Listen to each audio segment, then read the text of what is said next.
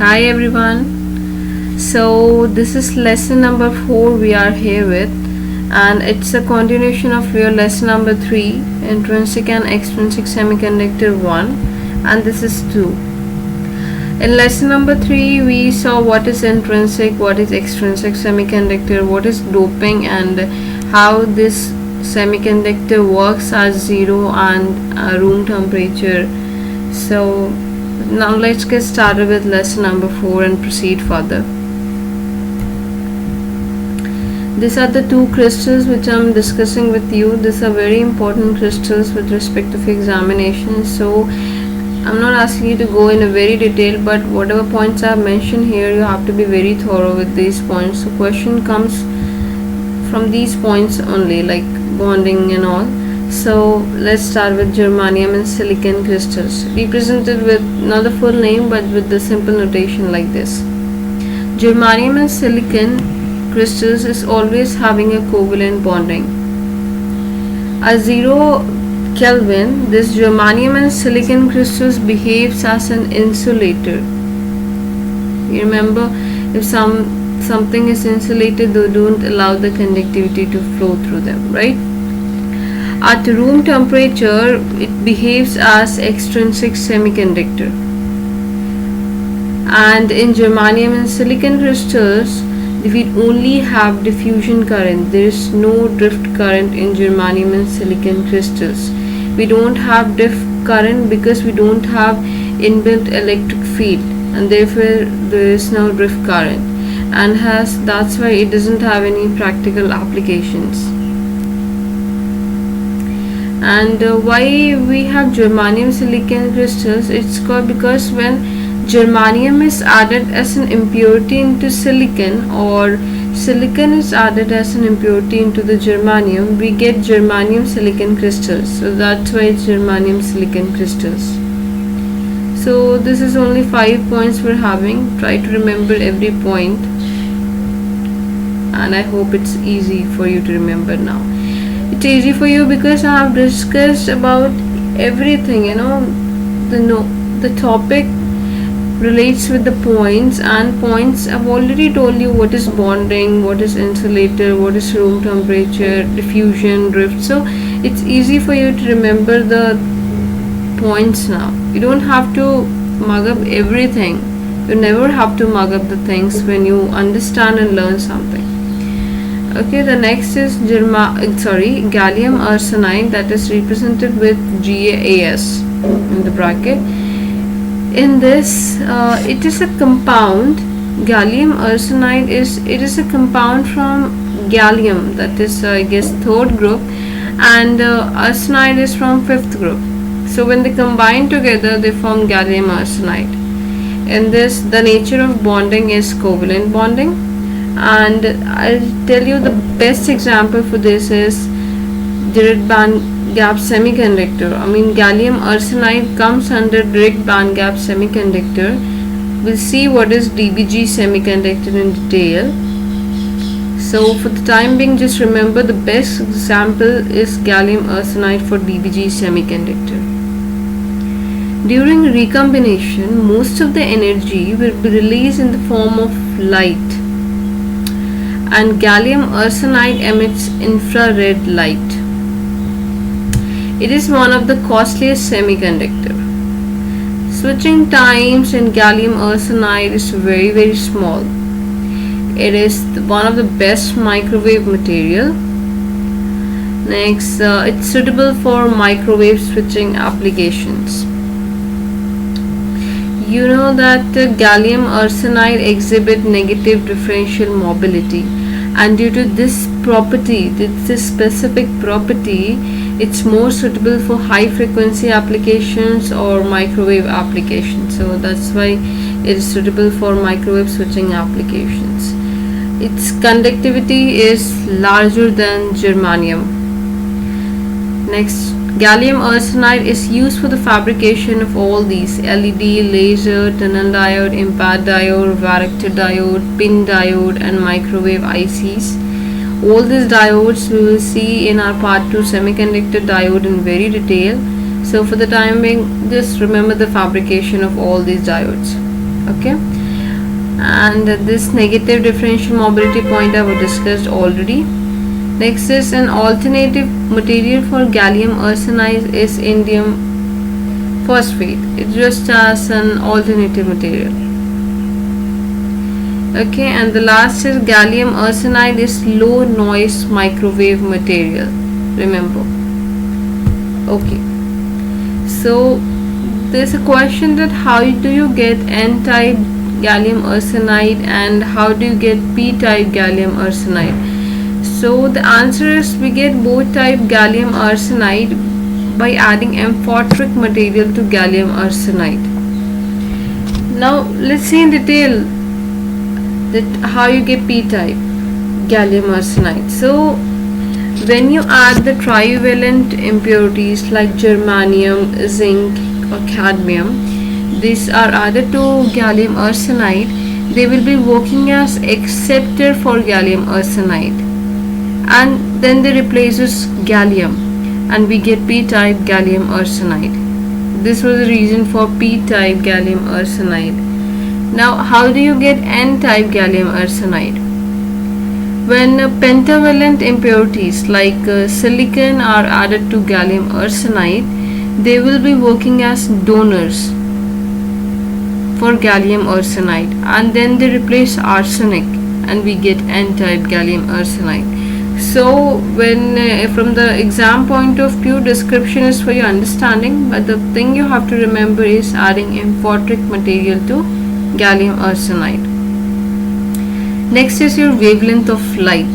This is a small topic, sometime question comes, so if you remember the formula, numericals, you just can put the values and get the answer. The range for this wavelength of visible light is 0.38 to 0.76 micrometer. So the best thing to remember is just 38 to 76, that's just the double, so just remember in that way. Okay, and whenever the wavelength is greater than 0.76 micrometer, that means it's belong to the infrared region. You have two formulas, that is wavelength is equal to C by F, and or you can see that the wavelength is equal to 1.24 divided by your energy gap. Units will be the same. Okay, now we will see the effect of doping on majority and minority carriers. It's obvious that when we are talking about doping, there is no role of intrinsic, because doping is never in intrinsic. It's only and only in extrinsic semiconductor. So we'll start with n-type semiconductor. What's the effect of doping? Let's see. In n-type semiconductor, you know the majority carriers are electrons and their minority are holes, and n is almost equal to density of donor atoms. These all things I've already discussed in my previous lesson, so get thorough with that lesson, then proceed for this, because if you don't go through my previous and move just directly to this thing, it will be very difficult for you and confusing to understand the points. So this relation I have just taken from that side, I'm putting here. Every time I'll discuss that n is almost equal to density of donor atoms and the minority carrier a whole. You remember this thing? I've discussed somewhere in lesson number 1 or 2 that NP is equal to square of intrinsic concentration, and that is mass action law. In mass action law you can find the minority carriers, and so here we have used that to find the minority carriers, and that's whole is equal to this thing. So n is almost equal to density of donor atoms, so I'm replacing n with density of donor atoms. Okay, same when you're talking about the p-type semiconductor. In this the majority carriers are holes and the minority are electrons. Everything is same, just replacing n with p and density of donor atoms with density of acceptor atoms, putting thing, getting the same thing. Okay, so the only motive for discussing the points are we're trying to conclude something, we're finding the conclusion. So conclusion is majority carriers is directly proportional to doping concentration. You see the majority carriers are electrons and they are directly proportional to density of donor atoms. Here it is directly proportional to density of acceptor atoms. So in both the cases they are directly proportional.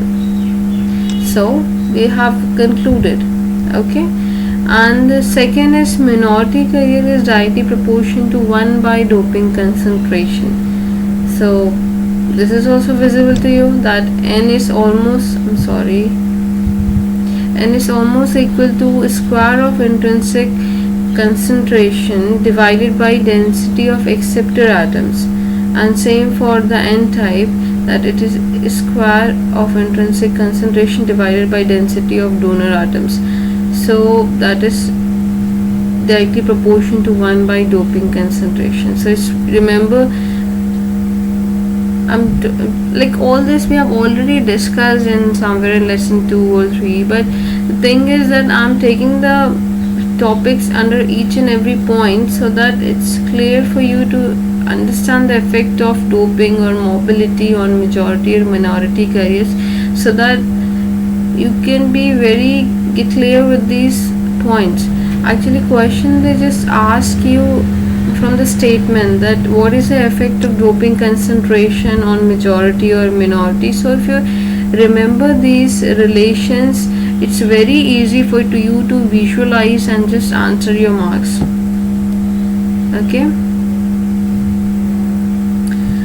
Okay, let's see the effect of doping on conductivity of extrinsic semiconductor. Again, N and P. So for N, you remember that the conductivity is equal to this thing, because we don't have holes, so just talking about the density of donor atoms. So from this you can see that conductivity is directly proportional to the density of donor atoms, and for the P type, again conductivity is directly proportional to the density of acceptor atoms. So what you can conclude here, in extrinsic semiconductor, your conductivity increase with doping. Whenever there is an increase in doping, your conductivity will also increase. So you will be able to answer when they ask a relation about conductivity or doping. So this is a statement. Now, effect of doping on mobility of charge carriers. Okay, mobility, you remember I have discussed in my lesson number, I guess 3 somewhere or 2. So you should be clear. Mobility, there was different relations. I hope you remember that. Now, mobility decrease with doping. In a semiconductor, when doping is provided, when you provide the doping, the concentration of atoms increases, and therefore the mobility of charge carrier decrease.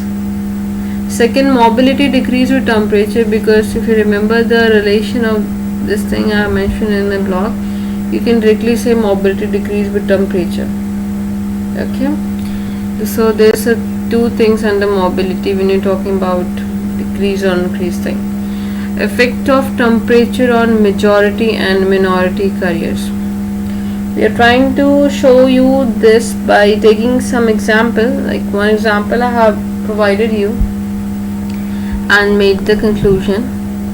Now let us consider a bar of silicon, and when it is very pure, you know that when it is pure, it is N is equal to P, and we have assumed that it's equal to intrinsic concentration, and the value for this intrinsic is 1.5 into 10 to the power 10 centimeter cube. Okay, second is you're adding impurities, that is pentavalent impurities of 1:10 to the power 6 to this bar of silicon. So when you are adding this impurities to the bar of silicon, your density of donor atoms will become this thing, 5 into 10 to the power 22 into 1 divided by 10 to the power 6. 5 into 10 to the power 22. You remember I have discussed a table of germanium and silicon, and I asked you to remember, go through at least those points of germanium and silicon, and I have just taken the value from there. You should know the value of density of donor atoms of silicon. So just putting the values, this is 5 into 10 to the power 22 is the density of donor atoms for silicon, and when we are adding the pentavalent impurities, we are just multiplying the impurities. So when you're solving this, you will get 5 into 10 to the power 16 atoms per centimeter cube. Okay, proceeding. In N-type semiconductor, you can take any type. I have taken N-type semiconductor to explain the example. At the room temperature, that is 300 Kelvin. In N-type, the majority carriers are electrons, so this thing. So your majority carriers are N electrons. So when you know density was equal to this thing, 5 into 10 to the power 16, so this is the same value for N also. So N is equal to 5 into 10 to the power 16 atom per centimeter cube. Minority carriers are holes, and this was the formula. So when you are substituting both the value for intrinsic and for electrons, you get the holes as 4500 atoms per centimeter cube. Now you have the values for holes as well as for the electrons. The fourth is when you raise your temperature. When temperature increases, there is a breakage of covalent bonds, and we have assumed that 10 to the power 6 covalent bonds are broken. So the same number of bonds are broken, same number of electrons and holes are generated. So when 10 to the power 6 bonds are broken, there is a generation of 10 to the power 6 electrons and holes. You can see I have written the same number of values for both, for thermally generated electrons and thermally generated holes. Now electron are moving from valence band to conduction band, and the movement will be again 10 to the power 6, because when temperature increases, there is an electron moving from valence band to conduction band. Now you see, when electrons are moving, the concentration of electrons in the covalent band becomes N was previously 5 into 10 to the power 16. As is a movement of electron to conduction band, this value gets added up to the previous value, and this is a relation you remember very well. So N will become 5 into 10 to the power 16. This 10 to the power 6 is almost negligible when it's added to such a great value, so this will remain same. So what I'm concluding is N is again almost equal to density of donor atoms. This P doesn't affect it, right? Okay, the next is the concentration of hole. Just see the concentration of hole in the valence band. 4500 was a value which we have calculated, and we are adding the thermally generated holes.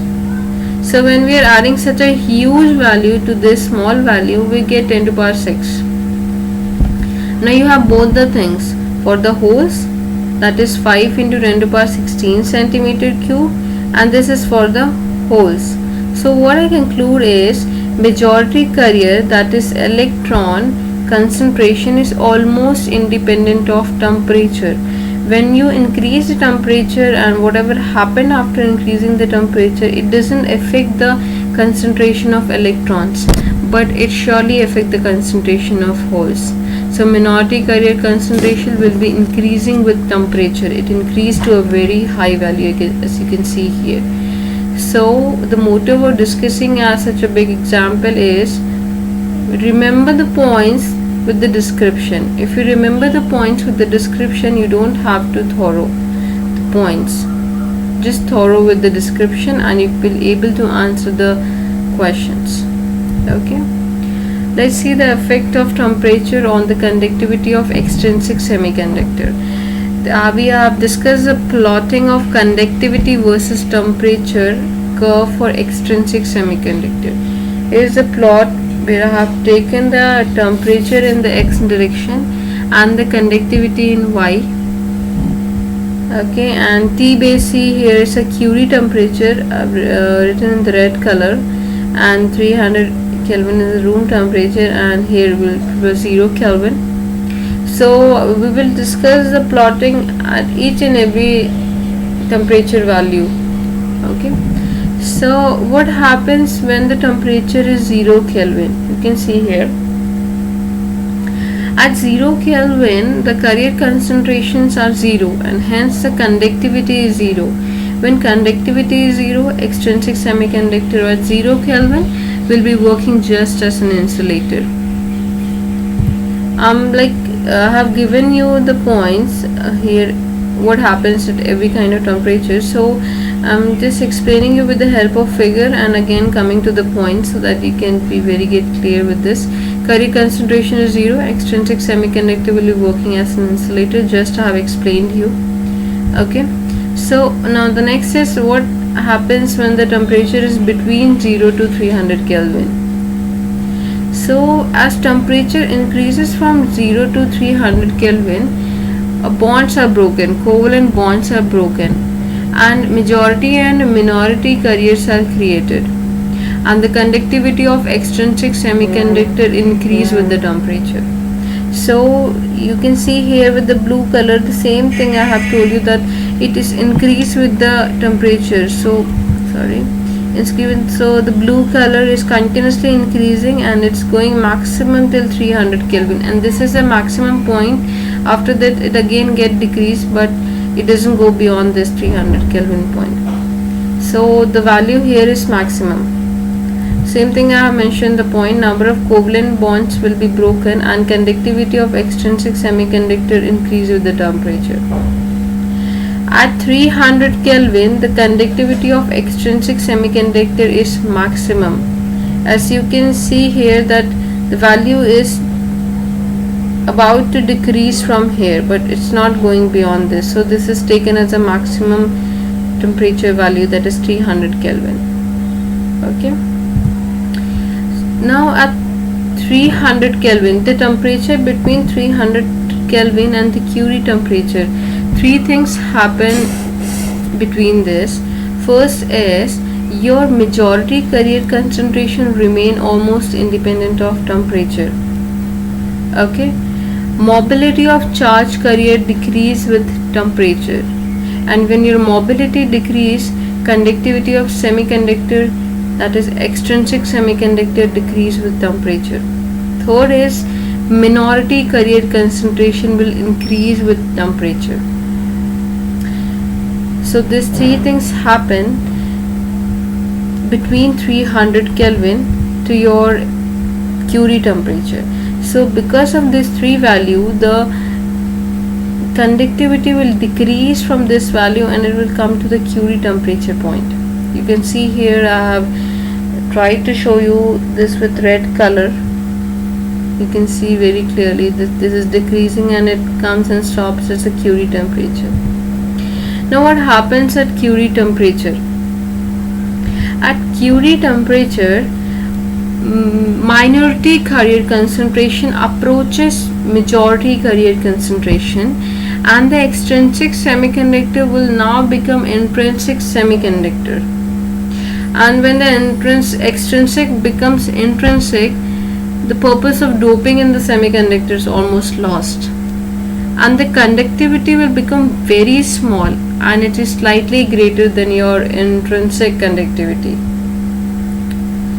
Intrinsic, I mean, this is your intrinsic conductivity, and you can see that it is slightly greater than this intrinsic conductivity with this dotted line I've shown you. This same thing I have mentioned in this point, go through this.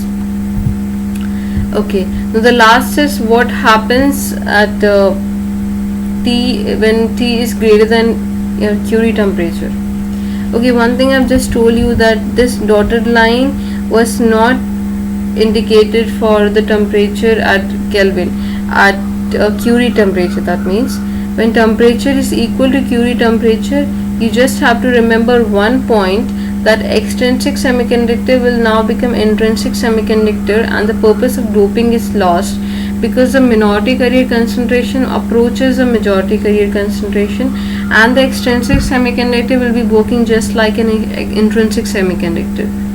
So the conductivity here at Curie temperature will be just slightly greater than this intrinsic conductivity.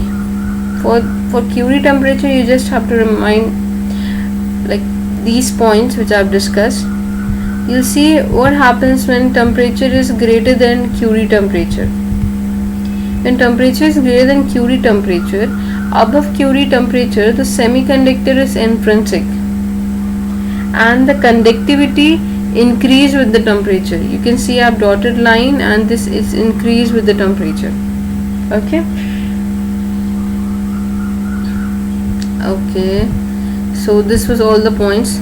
So from all the discussion, There's a question like at very high temperature the extrinsic semiconductor will be.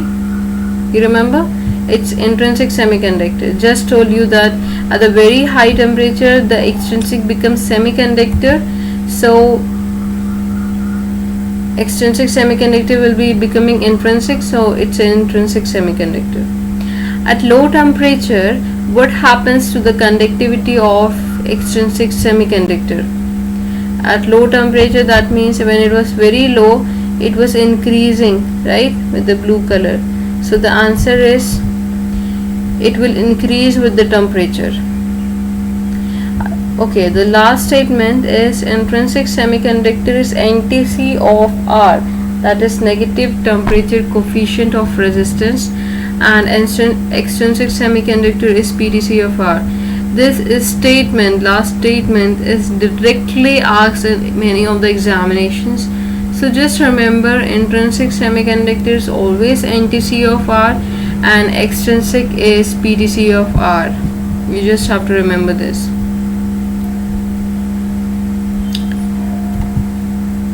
Okay, here is one topic I thought to discuss with you, because questions, numerical, sometimes they ask from this topic.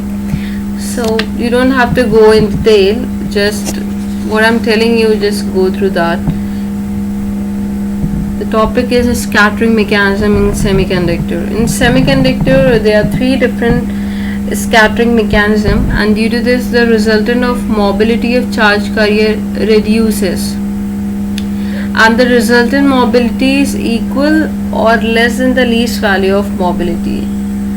This just remember the definition, or it's not important for you to go thorough mugger with the derivation. Just you have to remember the formula I've mentioned in this block. If you like, I'll tell you the example. Like if your mu1 is 300, mu2 is 600, mu3 is 1200, and they give you an option like A 300, B 600, C D 100, sorry 1200, and D is none of these.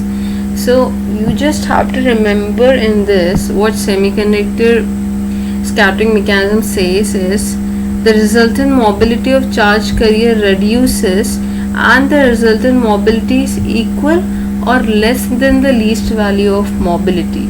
So least value of mobility is 1200, so you just have to take the answer that you will choose 1200 as a mobility, because this will give you the least answer, right? So okay, this is a very important difference between the DBG and IBG semiconductor. Many of the questions are raised from these differences, so be very thorough about each and every difference I'm telling you, so that you can answer all the questions they just give you from this difference. Okay, the differences between the DBG, that is direct band gap semiconductor, and indirect band gap semiconductor. First is, during the recombination, energies will be released in the form of light for DBG semiconductor, but for IBG it is released in the form of heat. Okay, for DBG the best example is gallium arsenide. You remember the first page of this slide, I have discussed this point. That's why you have to remember each and every point for that, both crystals.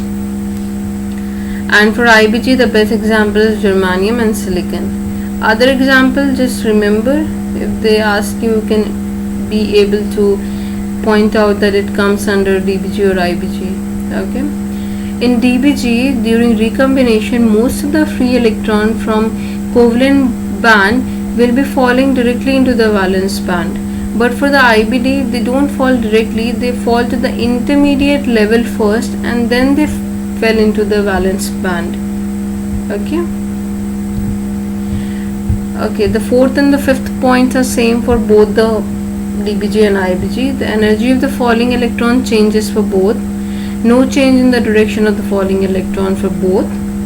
Sixth, there is no change in the path of falling electron for DBG, but the path of the falling electron slightly changes due to collision for the IBG. 7th, the electron can release the energy without a change in the momentum of the falling electron. Or you can say the electron can release the energy with or without a change in momentum. But for IBG, the momentum of the falling electron must change, and this is due to the change in the velocity of the falling electron. Or no electron can release the energy without a change in the momentum of the falling electron. 8th is carrier lifetime is relatively smaller, and for IBG it's relatively larger.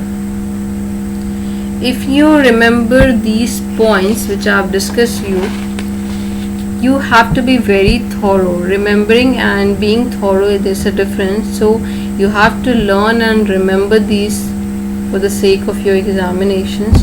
If you remember the points, you can raise any questions and answer those questions. Now questions like, I'm giving you the such example parent question. They ask you why silicon is never used in the fabrication of LED.